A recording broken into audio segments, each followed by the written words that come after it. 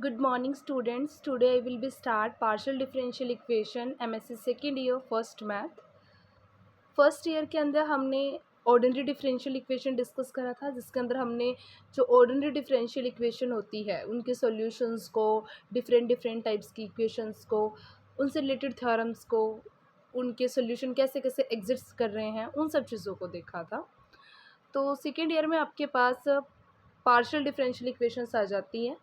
अब इस second year में हम पार्शियल डिफरेंशियल इक्वेशंस को देखेंगे, उनके सॉल्यूशंस को देखेंगे, उसके आगे प्रॉपर्टीज़ को, उसको सॉल्व करने के मेथड को आगे देखेंगे, ठीक है। और उनको आगे ब्रीफली अपना जो हमारा इससे रिलेटेड जो भी हमारे टॉपिक्स हैं उनको ब्रीफली क्लियर करेंगे, उनके बारे में इंट्रोडक्शन अचीव करेंगे, मतलब नॉलेज लेंगे। तो मैं सबसे पहले आपको इंट्रोडक्शन करवाना चाहती हूँ पार्शियल डिफरेंशियल इक्वेशन का। मोस्ट ऑफ स्टूडेंट मैं यही मान के चल रही हूँ कि पार्शियल डिफरेंशियल इक्वेशन पता है, क्योंकि हमारे पास बेसिक अभी टॉपिक रह चुका है पार्शियल डिफरेंशियल इक्वेशन। इसके अलावा जब ऑर्डिनरी हमारे पास मैथ आया था फर्स्ट ईयर का, तो उसके अंदर भी हमारे पास थोड़ा सा पार्शियल डिफरेंशियल इक्वेशन और ओडी को थोड़ा डिफरेंशिएट करने के लिए थोड़ी बेसिक डेफिनेशन में भी वहाँ पे भी थी। तो एक बार फिर भी रिकॉल कर देते हैं थोड़ा थोड़ा कि जैसे ऑर्डिनरी डिफरेंशियल इक्वेशन होती है, उसके अंदर हमारे पास जो डिफरेंशियल इक्वेशन होती है उसमें जैसे आपको पता है कि इंडिपेंडेंट वेरिएबल होता है, डिपेंडेंट वेरिएबल होता है, और हम उनको डिफरेंशिएट करते हैं, ठीक है। तो जो ऑर्डिनरी होती है उसके अंदर वेरिएबल्स का होना है कि भी वन वेरिएबल होगा, वन इंडिपेंडेंट होगा, वन डिपेंडेंट होगा। तो इस टाइप से हमारे पास इक्वेशन जो है वो टू वेरिएबल्स में चलती है, सिर्फ एक्स एंड वाई के रिस्पेक्ट में, ठीक है। आप डिफरेंशियल इक्वेशन को सॉल्व करेंगे with respect to X, with respect to Y, इस टाइप से, ठीक है। जो पार्शियल ऑर्डर डिफरेंशियल जब आप पढ़ेंगे उसके अंदर आपके पास जो वेरिएबल्स हैं वो दो या दो से ज़्यादा हो जाएंगे। जैसे ऑर्डिनरी के अंदर आपके पास क्या था, ऑर्डी के अंदर क्या था कि आपके पास जो वेरिएबल्स थे वो वन ही था, वन डिपेंडेंट वन इंडिपेंडेंट, मतलब एक्स वाई वाई जेड, मतलब टू वेरिएबल्स की ओनली बात हो रही थी वहाँ पे। एक इंडिपेंडेंट था, एक डिपेंडेंट था। जबकि अगर हम पार्शियल की बात करें तो पार्शियल के अंदर आपके पास जो वेरिएबल्स होंगे वो दो या दो से ज़्यादा होंगे, और आपको हर एक वेरिएबल का पार्शियल पार्शियल डिफरेंशिएट करना होगा, देन बाद में उनको कंबाइन करके उनका कलेक्शन लास्ट में आप दिखाते हैं कि वो उसका डिफरेंशियल इक्वेशन का हमारे पास डेरिवेटिव आया है या कुछ भी आया है, ठीक है। तो ऐसा सा हमारे पास आपने मे बी बीएससी में भी ये किया है, ये बिल्कुल बेसिक चीज़ है पार्शियल डिफरेंशियल की। तो आई होप जिनको थोड़ा रिमेंबर नहीं था वो रिमेंबर आ चुका होगा। एक बार डेफिनेशन देख लेते हैं। Any equation which contains partial order derivative of dependent variable, ऐसी कोई इक्वेशन जिसमें आप पार्शियल ऑर्डर मतलब कि अलग अलग टाइप से डेरिवेटिव करेंगे डिपेंडेंट वेरिएबल का with respect to independent variable. ये चीज़ बहुत इंपॉर्टेंट है कि आप डिपेंडेंट वेरिएबल का डिफरेंशिएशन करते हैं with respect to independent variable के, ओके। और जो इंडिपेंडेंट वेरिएबल होते हैं ये आपका स्टूडेंट दो या दो से ज़्यादा जब हो सकता है, तो ऐसी डिफरेंशियल इक्वेशन को हम बोल सकते हैं डिफरेंशियल पार्शियल डिफरेंशियल इक्वेशन। इसकी शॉर्ट नोटेशन पीडीई है, जैसे ऑर्डिनरी डिफरेंशियल इक्वेशन की आपके पास फर्स्ट ईयर में ओडीई थी, ओके। तो ऐसे ही आपके पास पार्शियल डिफरेंशियल इक्वेशन की पीडी है।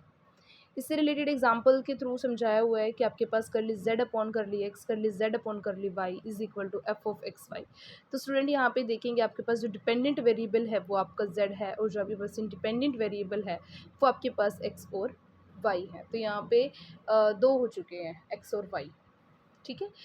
ऑर्डिनरी के अंदर ऐसा नहीं था, ऑर्डिनरी के अंदर आपके पास एक ही होता था, सिर्फ एक्स के रिस्पेक्ट में या सिर्फ वाई के रिस्पेक्ट में। यहाँ पे दो हो चुके हैं, एक्स एंड वाई। सेम यहाँ पे देखेंगे, एक्स इंटू कर ली जेड अपॉन कर ली एक्स प्लस वाई इंटू कर ली जेड अपॉन कर ली y equal to two z. यहाँ पे भी आपके दो इंडिपेंडेंट वेरिएबल्स आ चुके हैं which is X and Y, जिनके रिस्पेक्ट में आपने डिपेंडेंट वेरिएबल जेड का डेरिवेटिव फाइंड आउट करना होता है, ठीक है। तो आई होप आपको पार्शियल डिफरेंशियल इक्वेशन क्लियर हो गया होगा। नेक्स्ट ऑर्डर और डिग्री, ये बिल्कुल बेसिक है, ये आप पढ़ चुके हैं बीएससी में, बीए में, फर्स्ट ईयर एमएससी में भी रिकॉल कर चुके हैं एक बार, लेकिन फिर भी थोड़ा सा मैं चाहती हूँ कि रिकॉल हो जाए स्टूडेंट को, ताकि उन्हें समझने में कोई परेशानी ना हो। ऑर्डर क्या होगा किसी भी डिफरेंशियल इक्वेशन का, ऑर्डर और डिग्री क्या होती है। स्टूडेंट आपके पास डिफरेंशियल इक्वेशन दी होती है, तो उसका जो ऑर्डर होता है वो उसकी सबसे हाईएस्ट डिग्री, जैसे यहाँ पे सबसे आपके पास ये डिफरेंशियल इक्वेशंस है, ये पार्शियल डिफरेंशियल इक्वेशन की बात कर रहे हैं, तो हम ऑर्डर और डिग्री जो है वो पार्शियल डिफरेंशियल इक्वेशन की ही निकालेंगे, ठीक है। यहाँ पे हमारा ओडी का कोई काम नहीं है, यहाँ पर हम ऑर्डिनरी डिफरेंशियल इक्वेशन नहीं लेके चलेंगे स्टूडेंट। सेकेंड ईयर में आपके पास आपको कहीं पे भी नहीं मिलेगी ऑर्डिनरी इक्वेशन, सारी बात आप यहाँ पे पार्शियल की करेंगे, इसलिए यहाँ पे मैंने जो ऑर्डर और डिग्री है वो भी पार्शियल डिफरेंशियल इक्वेशन की दिखाई हुई है, ठीक है। तो जैसे ये पार्शियल डिफरेंशियल है, कर ली जेड अपॉन कर ली एक्स, कर ली जेड अपॉन कर ली y equal to z plus x y, ठीक है। तो यहाँ पे देखिए ये आपकी पार्शियल ऑर्डर डिफरेंशियल इक्वेशन है, इसमें आपके पास जो डिपेंडेंट वेरिएबल है वो जेड है, इंडिपेंडेंट जो है एक्स और वाई है। तो आपको देखने से पता चल रहा है कि हम यहाँ पे पार्शली डिफ्रेंशिएशन कर रहे हैं एक्स का और वाई का, अलग अलग एक्स के रिस्पेक्ट में वाई के रिस्पेक्ट में जेड का।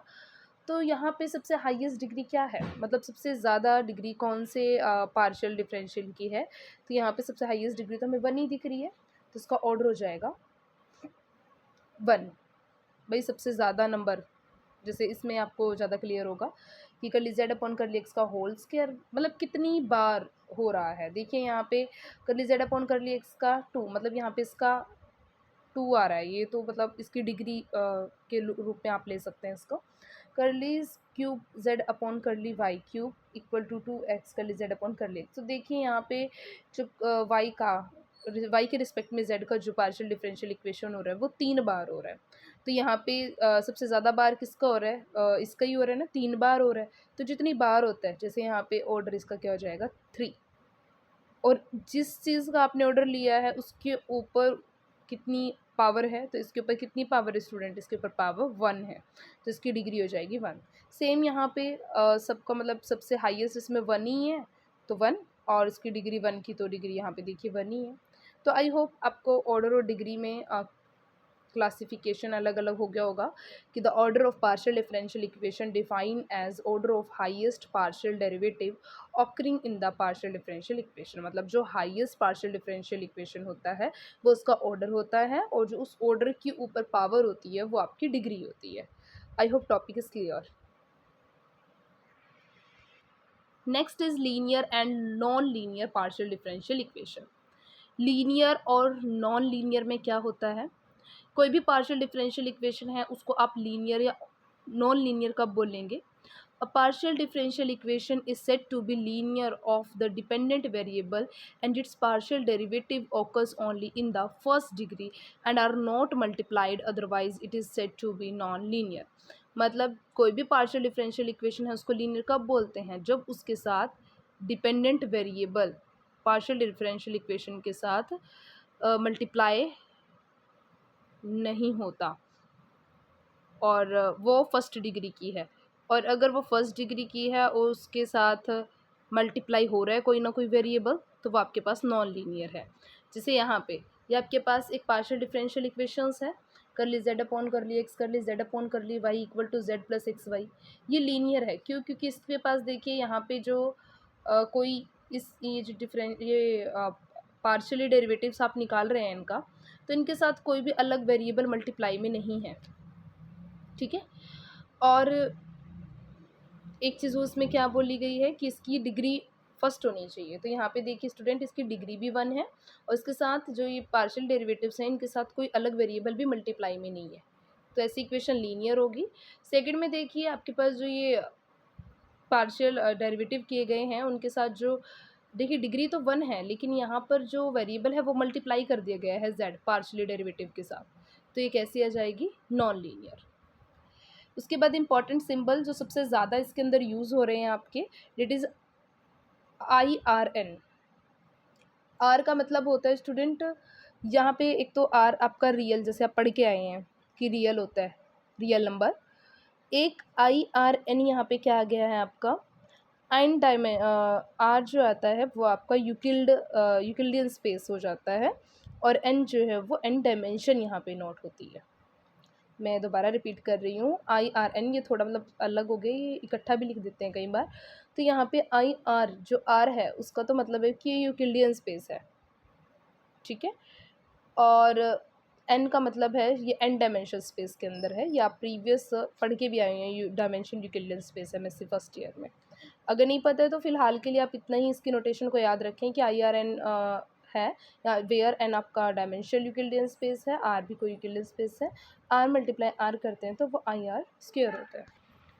नेक्स्ट आपके पास नोटेशन आती है ई आई। ई आई क्या होती है, ये आपके पास स्टैंडर्ड नोटेशन होती है वेक्टर के कोऑर्डिनेट्स की, जैसे 0 0 0 अप टू सो ऑन 0 1 0। ई आई की नोटेशन यही होती है कि इसमें बीच में 1 होता है, स्टार्टिंग में 0 लास्ट में 0, बीच में एक टर्म 1 होती है, और जो वो टर्म 1 है उसको बोलते हैं ith स्पेस। ठीक है, ये ith क्या है, ये स्टैंडर्ड कोऑर्डिनेट वेक्टर होता है। जैसे आपको E5 निकालना है तो मतलब फिफ्थ नंबर पे आपके पास ना जो फिफ्थ नंबर आएगा वो 1 होगा, इसके अलावा सारे 0 होंगे, जैसे 0 1 2 3 4 5, तो फिफ्थ नंबर पे 1 है, बाकी सारे 0। E3 अगर हम निकालें तो थर्ड प्लेस पे 1 आएगा। तो ये ith स्टैंडर्ड कोऑर्डिनेट होते हैं वेक्टर के। थर्ड नोटेशन होती है कि अगर x आपका इस Euclidean space and dimensional Euclidean space से बिलोंग करता है तो आप x को कैसे लिख सकते हैं, x1 x2 x3 xn तक की नोटेशन। ओके, इसके अलावा फोर्थ नोटेशन होती है यू बार। यू बार को आप लिख, यू बार क्या होता है, क्लोजर ऑफ यू, ये यू का क्लोजर है, क्लोजर का सिंबल होता है। आगे पार्शियल डिफरेंशियल इक्वेशन में इन सब नोटेशंस का यूज़ किया जाएगा, तो ये नोटेशंस आपको बहुत अच्छे से क्लियर होनी चाहिए कि आई आर एन आपके पास एन डायमेंशनल यूक्लिडियन स्पेस होता है, ई आई आपके पास स्टैंडर्ड नोटेशन कैसे होती है, अगर एक्स आपको यूक्लिडियन स्पेस से बिलोंग करता है तो आप उसको ऐसे ओपन करके लिख सकते हैं, x1 x2 x3 up to so on xn, and u bar आपके पास क्लोजर ऑफ u होता है। इसके अलावा जो जो नोटेशंस आपके साथ साथ यूज़ होंगी वो आपको क्लियर कर दी जाएंगे।